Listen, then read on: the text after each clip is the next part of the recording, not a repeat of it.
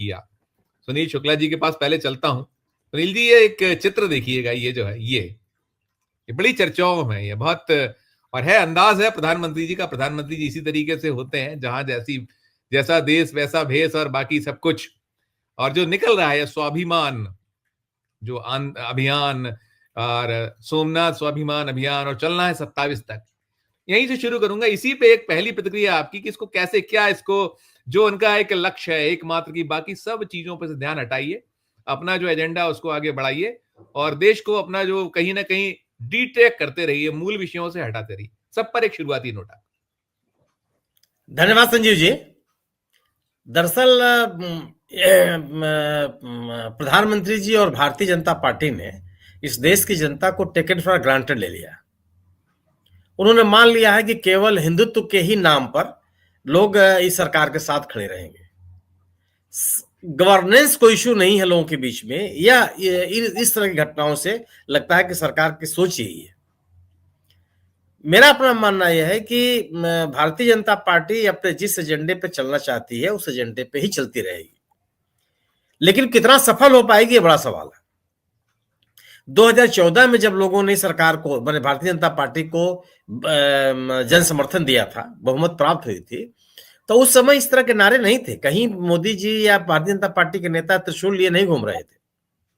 आप 2014 का 2013 से लेकर के और पूरे लोकसभा चुनाव तक एक भी भाषण आप नहीं बता सकते हैं जहां पे भारतीय जनता पार्टी के वरिष्ठ नेता इस तरह की बात करते रहे और डेवलपमेंट की बात करते थे, वो लेस गवर्नमेंट मोर गवर्नेंस की बात करते थे, वह देश के आर्थिक विकास की बात करते थे, वह किसानों की आय दुगनी करने की बात करते थे, वह बेहतर शिक्षा और स्वास्थ्य की बात करते। क्योंकि उनको भी ये पता था कि जन समर्थन आप गवर्नेंस के ही बूते पा सकते हैं, लोगों को एक बेहतर आश्वासन देकर के ही आप पा सकते हैं।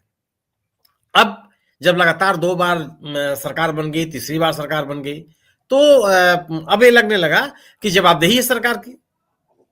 सरकार से पूछा जाएगा या पूछा जा रहा है कि एक दशक की उपलब्धियां क्या है देश में, तो उसका तो कोई जवाब नहीं है। आर्थिक विकास की स्थिति आप देख रहे हैं, रुपए का किस कदर अवमूल्यन हो गया है कि 91 रुपए तक डॉलर पहुंच गया। 2 पैसे की कमी आ जाती है तो खबर बन जा रही है। शिक्षा और स्वास्थ्य की स्थिति आपके सामने है, बेरोजगारी की स्थिति पूरे देश के सामने है, किसानों के हालात कैसे हैं ये सबके सामने है, इसमें कोई विमर्श नहीं है।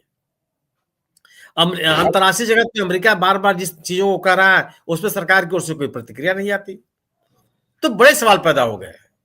अब इसमें केवल यह है कि आप सोमनाथ के मंदिर का गौरवगान कीजिए, भाई गौरवगान कीजिए, बिल्कुल कीजिए, लेकिन जब वो घटना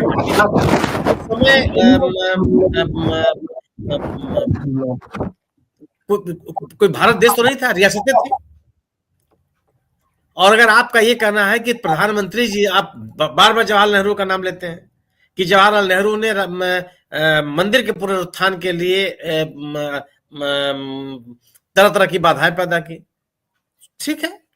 हमारे जैसे लोग मानते हैं कि मंदिर, मस्जिद या धार्मिक संस्थाओं के विकास के लिए सरकार का काम नहीं है, उस धर्म और संप्रदाय में विश्वास रखने वाले लोगों का काम है, उसके धार्मिक गुरुओं का काम है। लेकिन अगर मान लीजिए कि जवाहरलाल नेहरू नहीं गए और वो चाहते थे कि लाल बहादुर राजेंद्र प्रसाद भेज न जाए, तो प्रधानमंत्री जी तो गए थे ना अयोध्या के शिलान्यास समारोह में, तो एक दलित समुदाय के राष्ट्रपति को अपने साथ क्यों नहीं ले गए? उनको ले जाना चाहिए था, वो तो नहीं ले गए। क्यों नहीं ले गए? जवाहरलाल नेहरू न गए और न उनकी इच्छा थी कि राष्ट्रपति भी जाए, बात समझ में आती है। लेकिन इस सरकार के प्रधानमंत्री जी जब अयोध्या मंदिर के शिलान्यास में गए तो वह कोविंद साहब को क्यों नहीं ले गए? उनको भी जाना चाहिए था। जब उस मंदिर की प्राण प्रतिष्ठा हुई तभी प्रधानमंत्री जी गए, तो एक आदिवासी समुदाय से आने वाले राष्ट्रपति जी को क्यों नहीं ले गए? उनको भी ले जाना चाहिए था। तो अगर आप जो निर्णय लें अपने इमेज बिल्डिंग के लिए, वो ठीक है, उसमें कोई सवाल नहीं पैदा होगा।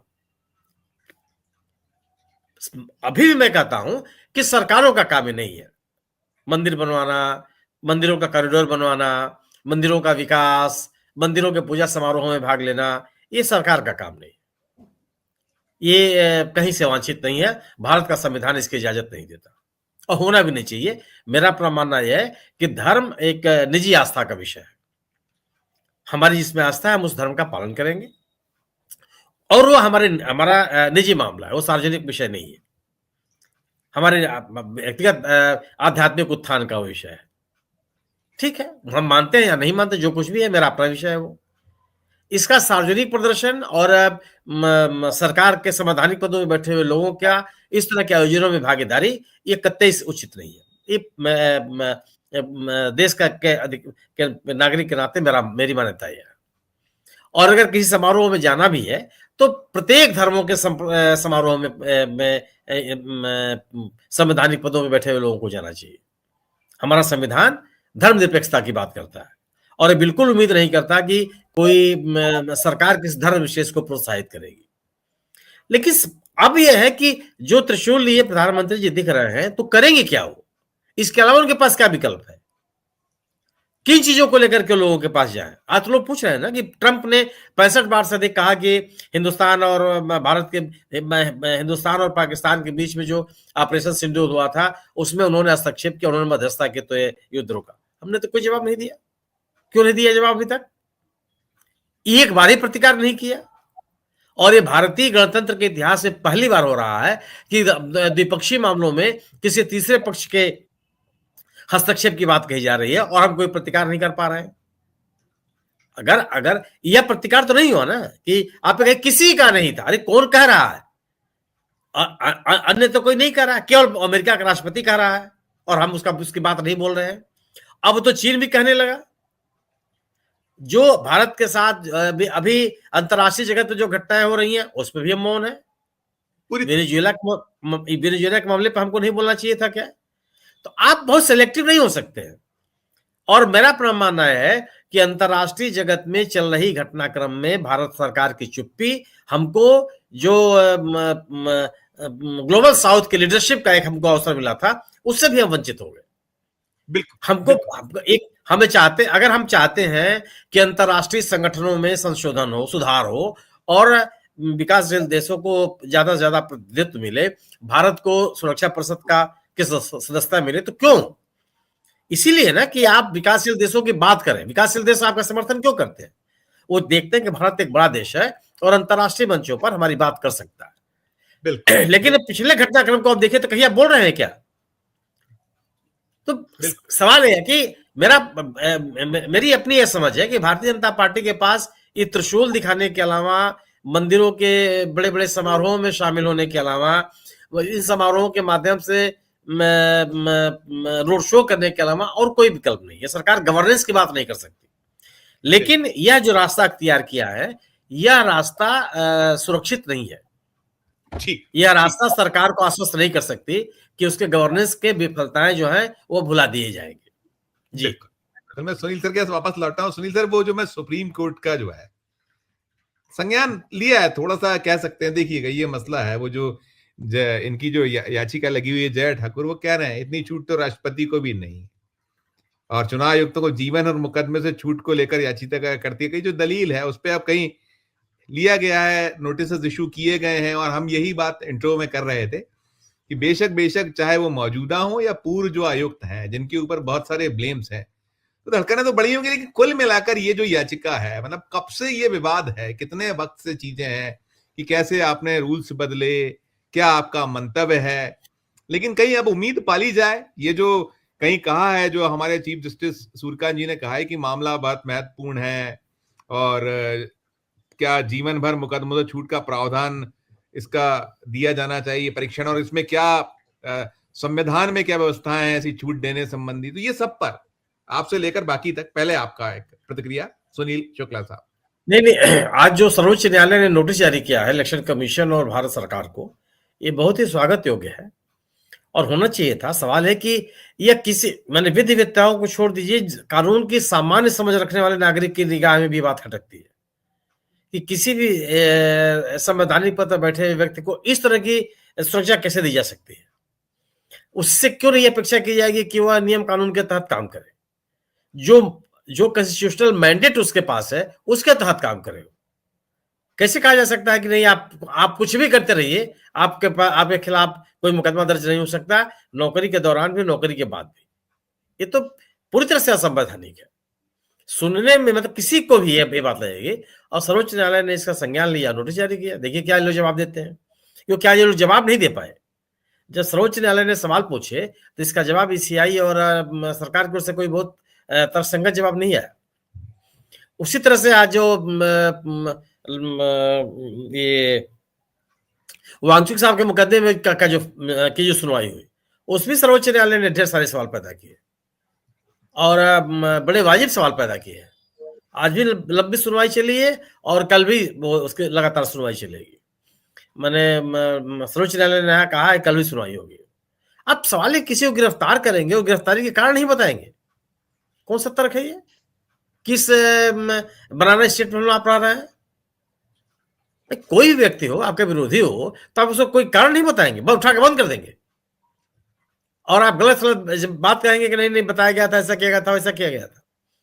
बड़े सवाल हैं। तो उस वाले मामले में भी जबरदस्त तरीके से सर्वोच्च न्यायालय संज्ञान, अब आदेश क्या आएगा क्या नहीं आएगा अलग का मतलब है, लेकिन सुनवाई के दौरान ढेर सारे प्रश्न पैदा हुए और वो प्रश्न है जो लोगों के जहन में है, जिनको लेकर के आम व्यक्ति चिंतित है। एसआईआर को लेकर के अभी आज बहस जारी रही।